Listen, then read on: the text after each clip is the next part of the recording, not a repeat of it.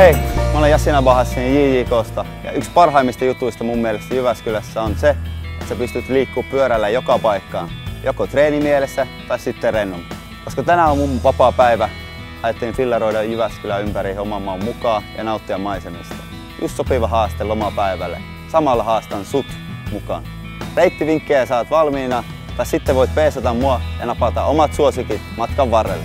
Jos omaa kaksipyörästä ei sattunut tänään mukaan, niin sellaisen saa vuokrattua tosi näppärästi monesta eri paikasta. Mun kulkupeli tänään lähtee mukaan täältä Toivolan vanhalta pihalta.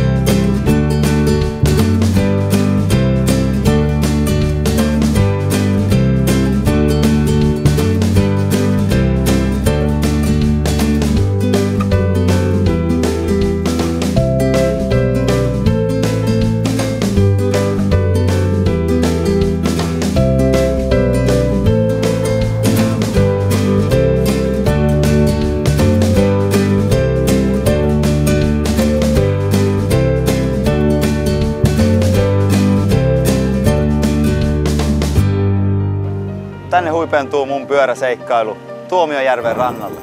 Saa huippupaikka pelata rantalentistä tai vuokrata kanoottia ja lähteä melomaan. Itse ajattelin nyt pulahtaa uimaan ja nauttia hetken tästä 130 metriä pitkästä rantaviivasta. Sitten jään odottelemaan sun dokumentteja oman pyöräreittisi varrelta.